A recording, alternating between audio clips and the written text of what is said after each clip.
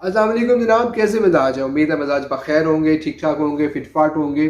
तो जनाब सोचा तो हमने ये हुआ है कि अल्लाह ताला के फजल करम से इंशाअल्लाह ताला आखिरी सांस तक फ़ाल रहना है और कंट्रीब्यूट करते रहना है पॉजिटिवली। लेकिन उसके लिए ज़रूरी है कि दिमाग को आखिरी सांस तक, मतलब अगर बुढ़ापे में पहुँचते हैं तो बुढ़ापे की एज में भी दिमाग को जवान रखा जाए। तो दिमाग को जवान किस तरह से रखा जा सकता है, फ्रेश किस तरह से रखा जा सकता है, आज इस पे बात करेंगे। वैसे तो कहा यह जाता है, एक साइंटिस्ट है, मैं एक रिसर्च स्टडी पढ़ रहा था, ऑस्ट्रेलिया की यूनिवर्सिटी के एक साइंटिस्ट हैं, डेविड उनका नाम है, और उन्होंने ये कहा है कि बुढ़ापा तो वैसे ही एक बीमारी है और इस बीमारी से हमेशा के लिए छुटकारा पाया जा सकता है। खैर हम इस पर बात करेंगे कि वाकई बुढ़ापा एक बीमारी है और इससे छुटकारा पाया जा सकता है और रिवर्सिबिलिटी ऑफ द एज मुमकिन है या नहीं है। लेकिन इसको कल परसों के लिए उठा के रख लेते हैं। आज हम बात करते हैं दिमाग की कि क्या छोटे छोटे काम हम करें जिससे दिमाग आखिरी सांस तक फ्रेश रहे। जो छोटी छोटी टिप्स हैं, और आपको पता होगा कि मैं कोई दिमागी डॉक्टर तो नहीं हूँ, लेकिन फिर भी छोटी छोटी टिप्स हैं जो मैं खुद कोशिश करता हूँ कि इन पर अमल करूँ। बहुत सब पे करता भी हूँ और उम्मीद करता हूँ कि आप भी अमल करेंगे तो इंशाल्लाह आपका दिमाग फ्रेश रहेगा। मैंने अपने घर में देखा कि मेरे वालिद साहब किबला जो थे, अल्लाह ताला उनको जन्नत नसीब करे, वो आखिरी सांस तक फाल रहे, एक्टिव रहे और कंट्रीब्यूट करते रहे माशरे में पॉजिटिव तरीके के साथ। अब्बा जी को हम बड़ा कहते थे कि अब्बा जी आपकी एज ज़्यादा हो गई, आप आराम फरमाया करें, तो वह कहते थे कि नहीं ये मेरी पिच है और मैंने इसको छोड़ना नहीं है और जब तक मैं मौजूद हूँ तो मैंने अपने ग्राउंड में खेलना है। तो I will not go into the pavilion. Allah Ta'ala बुलाएंगे तो फिर वापस चले जाएंगे पवेलियन, लेकिन उससे पहले पवेलियन में नहीं जाना। तो अल्लाह ताला ने उन पर ऐसे ही फजल किया, माशाल्लाह इतनी एज के बावजूद भी वो आखिर तक कंट्रीब्यूट करते रहे।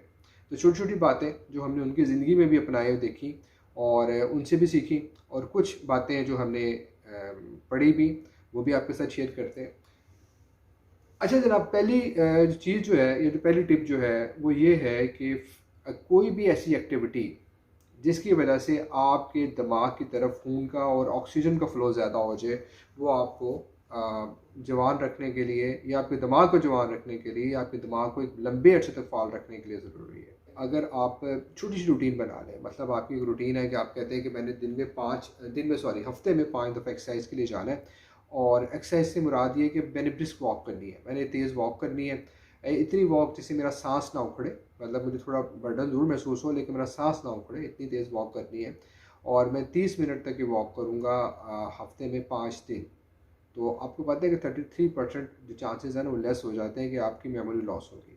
और अगर आप 20 मिनट्स की फुल बॉडी एक्सरसाइज करनी स्टार्ट कर देते हैं और महीने में से फिर कह रहा हूँ कि अगर आप हफ्ते में सिर्फ 3 दफ़ा करते हैं, तो जनाब आपको पता है कि आपके चांसेस कि आपकी मेमोरी लॉस होगी ओल्ड एज में जाके या जल्दी होनी स्टार्ट हो जाएगी, तो वो 50% लेस होने स्टार्ट हो जाते हैं। तो involve yourself in such type of activity जो आपके दिमाग की तरफ खून का फ़्लो और ऑक्सीजन का फ़्लो ज़्यादा करे। दूसरी जो टेक्निक आप इस्तेमाल कर सकते हैं बहुत सिंपल है, वो है कि माइंड गेम्स खेलना शुरू करें। माइंड गेम्स खेलने से मुराद ये नहीं कि आप ये सोचना शुरू कर दें कि फ़लाँ रिश्तेदार को किसी दूसरे रिश्तेदार से आपने कैसे लड़वाना है, यानी आपके ऑफिस में कोई काम चल रहा है तो आपने किस तरह से उसके खिलाफ साजिश करनी है। ये माइंड इसमें अब देखिए कि ये चीज़ जो है ना, ये दिमाग की उम्र को घटा देती है बजाय बढ़ाने के। ये पॉइंट हम आखिर पर डिस्कस करेंगे। और इसमें एक नन्स की स्टडी हुई थी, जो तकरीबन कोई 6 लाख नन्स पे स्टडी हुई थी ये, तो हम उस स्टडीज़ का भी हवाला लेंगे कि वो स्टडी क्या थी और क्या देखेंगे। बहरहाल अभी हम बात करें माइंड गेम्स की। माइंड गेम्स से मुराद ये कि माइंड को एक्टिवली इंगेज करना है और आपने कुछ नया सीखने की कोशिश करनी है। नए सीखने से मुराद ये है कि आप कोई नई टेक्निक सीख सकते हैं, स्वेटर बुनने की, आप कोई नया खाना पकाना सीख सकते हैं, इवन आप जो है कोई किताब नहीं पढ़ सकते हैं, कोई कोडिंग का तरीका नया सीख सकते हैं, कोई अपने सॉफ्टवेयर जो हैं आपके मोबाइल में डिफरेंट एप्लीकेशंस हैं, रोज़ाना ये हफ्ते में एक दफ़ा कोई नई एप्लीकेशन सीख सकते हैं, उसकी पेचीदगियों को समझ सकते हैं। मतलब अपने दिमाग को आपने मजबूर करना है कि वो कुछ नया सीखें।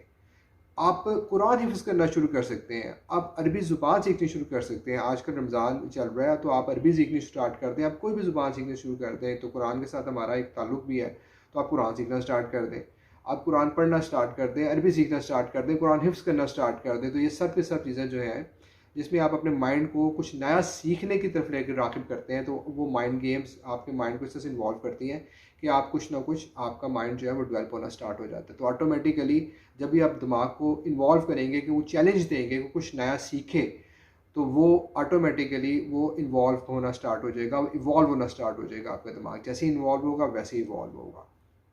तो जनाब जो नेक्स्ट टेक्निक है ना जी, वो ये है कि आपने अपने दिमाग को खुदकुशी पे मजबूर नहीं करना। आपने खुद कुछ बम्बार नहीं बनना अपने दिमाग के खिलाफ। किस तरह से खुद कुछ बम्बार बन सकते हैं? आप निकोटीन लेनी स्टार्ट कर दें, मतलब आप स्मोकिंग कर रहे हैं तो आप अपने दिमाग को कमज़ोर कर रहे हैं। आप अपनी आपकी जो कैपिलरीज हैं उनके अंदर आप पॉइजन भर रहे हैं। इवन कई दफ़े ऐसा होता है कि हम दोस्तों के साथ बैठे होते हैं तो एक आधा सिगरेट लगा लेते हैं, तो ये जो चीज़ है ओकेजनल स्मोकिंग जो है ये भी आपके दिमाग को कैपिलरीज को पॉइजन के साथ भरना शुरू कर देगी। अच्छा, एक तो होगी ये बात।